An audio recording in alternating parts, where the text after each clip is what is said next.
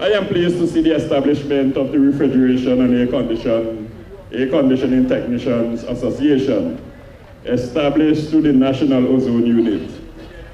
Good service standards or good practices must be encouraged in order to avoid venting of ozone-depleting substances into the atmosphere, if the ozone is to be repaired for generations to come, as the theme states. Consumers, pay attention. We have trained technicians to become knowledgeable, demand environmentally sound practices. It would be negligent of me not to mention with great appreciation the vision of the Ministry of Health, Wellness and the Environment through the National Ozone Unit for embarking on the development of the Refrigeration and Air Conditioning Technicians Training Laboratory at the St. Vincent the Grenadines Community College, Division of Technical and Vocational Education. This is indeed an incredible feat, and we wish to thank the Director of Colleges, Dr. Warwick, and the Dean at the Technical Division, Mr. Osborne, and Head of the Refrigeration and Air Conditioning Department for their willingness and cooperation, and I eagerly anticipate the opening of the laboratory. Notwithstanding that today's activity is in celebration of World Ozone Day, I thought it is an opportune time for me to highlight other projects the Ministry is implementing to show its commitment to protecting our environment for the future, present, for the environment, for the future and the present. The Ministry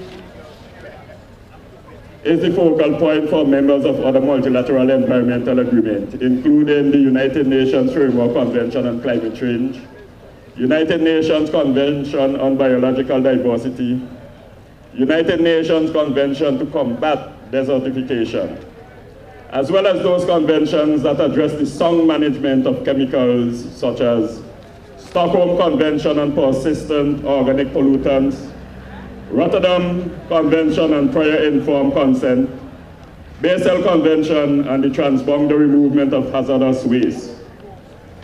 Under the special program for adapting to climate change, the Ministry, with the assistance of the World Bank, the Caribbean Community Climate Change Center, and the Global Environmental Facility, installed a saltwater reverse osmosis plant at the Fisheries Complex in Beckwith.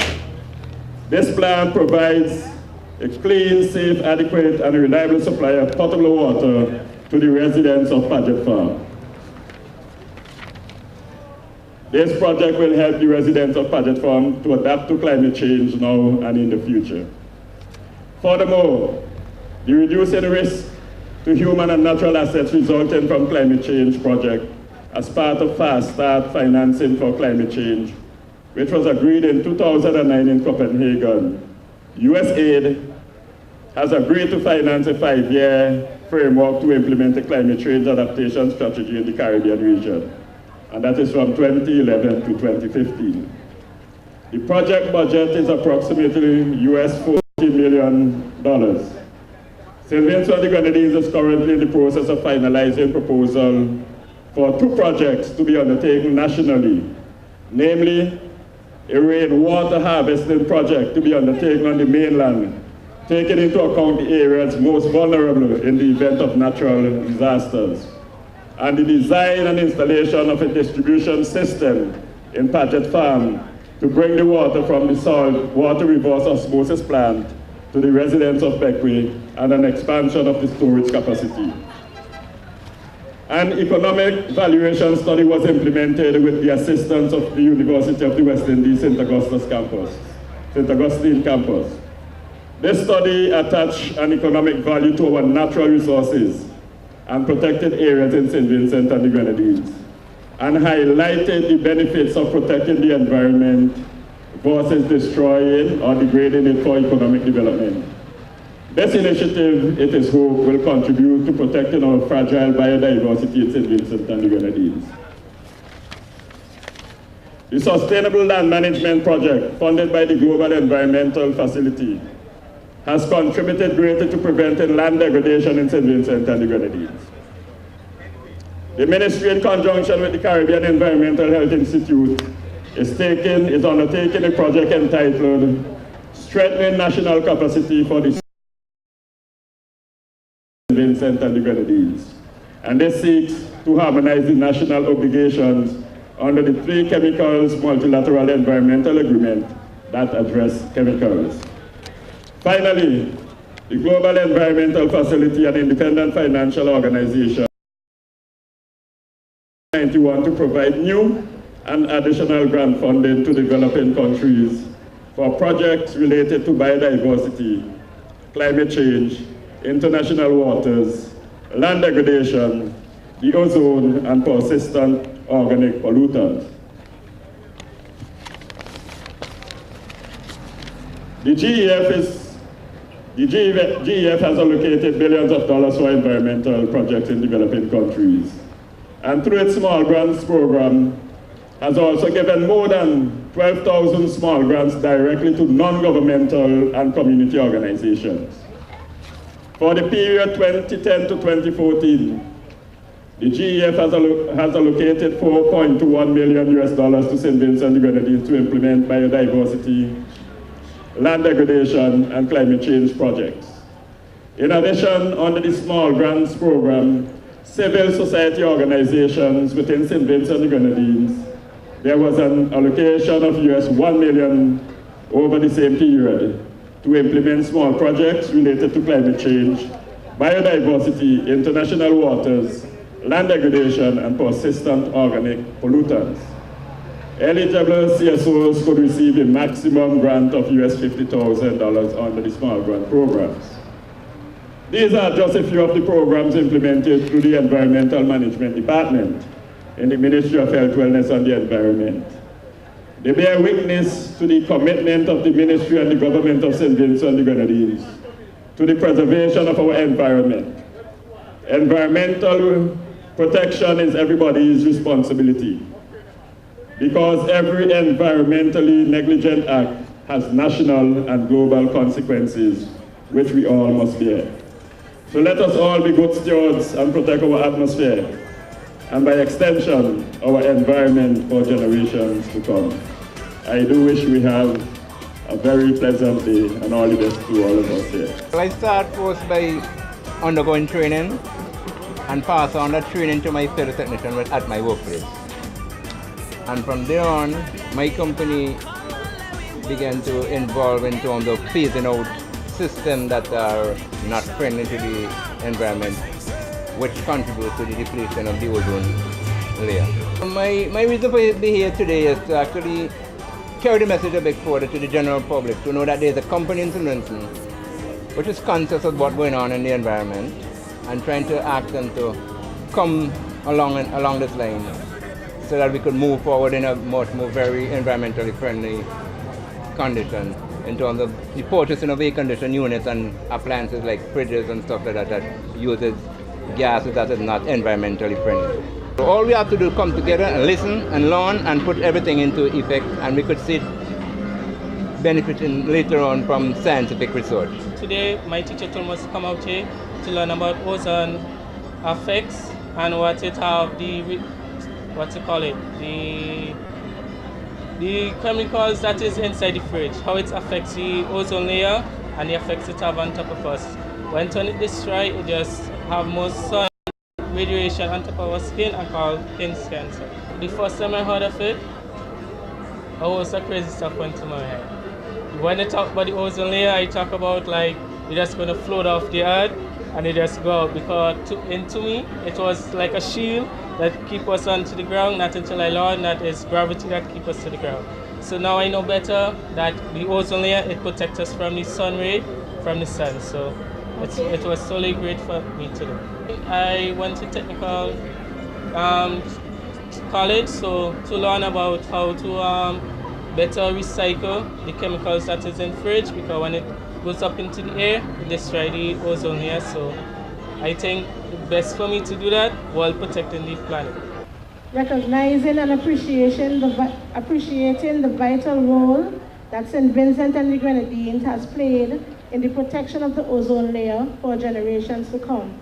The plaque was sent from the Ozone Secretariat in Nairobi and is signed by Executive Director of the United Nations Environmental Program, Mr. Akem Shiner, and the Executive Secretary of the Ozone Secretariat, Mr. Marco Gonzalez. To present this plaque, I would invite Mr. Gary Peters, who has done more than his fair share in the fight to protect the ozone layer. Under the Montreal Protocol, Mr. Peters wears many hats. He is our HPMP consultant, our UNEP trainer, the refrigeration and air conditioning technician at the Technical Division of the Community College, member of the National Ozone Committee, and also the president of the Refrigeration and Air Conditioning Technicians Association. So without further ado, well, it's a symbol of achievement. We have come a quarter of a century, you know, and we've made significant progress. Just listening to the speech that was made by the different persons at the opening ceremony here today, it really means a lot to know that we are small, but we are moving forward, and that plaque symbolizes our achievement so far over the 25 years. I'm directly involved in ozone business on many fronts. I lecture at our technical college in refrigeration and air conditioning. I'm a technician. I worked along with the ozone unit in St. Vincent for many years on the committee. So fundamentally, I feel a part of this thing, so it can't happen without me being here. I mean, we have a beautiful island and a place where our children grow up enjoying the benefits of our environment, and if we don't do something to make sure that that remains, you know, it will not really be the best for future generations. In the first instance, one would wonder, what is all this talk about ozone? What is ozone, you know? It probably seemed like a science or something that was too advanced for me to understand at the time. But over the years, the information that has been disseminated, particularly through the ozone unit, would have made me feel comfortable in understanding exactly what it was all about. And that in itself made me feel that I want to participate and be a part of the whole project program, the whole activities, you know, that would really involve getting the information about ozone, etc. out there. Basically, I advise persons, I don't have a car myself, but I advise persons that when they buy cars that have a certain model, it don't have the old a refrigeration fluid that they had in the aircon unit in the vehicle was depleting the ozone layer. So now we could get it refitted. It could be refitted so that it could have a more friendly, ozone-friendly material in the aircon unit, in the air conditioning unit. So that I contribute in that way. I am really attracted because I know that the ozone is important, and we are really destroying the ozone from the giving off of a lot of CFCs, chlorofluorocarbons in the environment. And if persons could really use less of that, when they go to shop, they look for ozone-friendly products. Look for ozone-friendly products and purchase them. So look at the label and purchase the ozone-friendly products. So we must protect the ozone. Yeah, man. The earth is the home. Not for we alone. Every living thing has to roam. So we must protect the ozone. For real. That's how we sing. I work in the environmental management department, so I'm here helping out the ozone units in their fair today.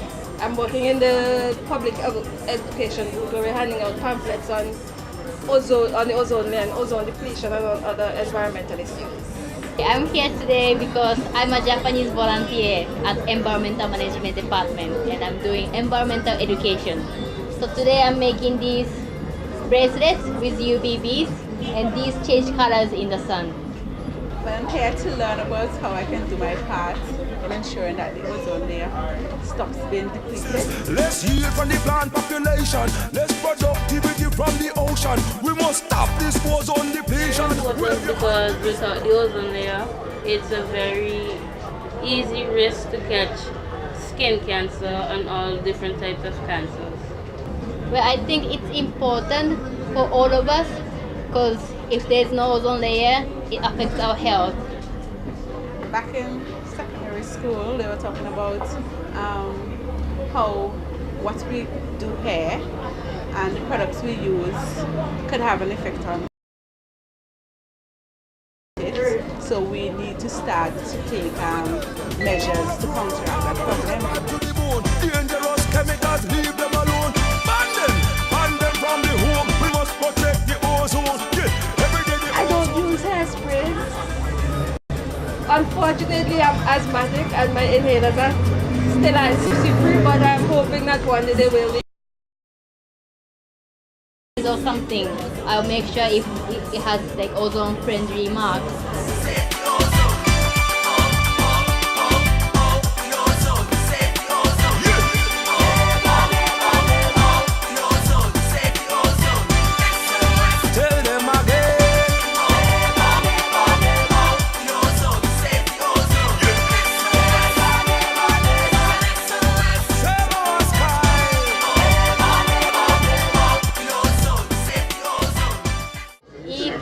Each one of us act even a little bit, it will make a big difference.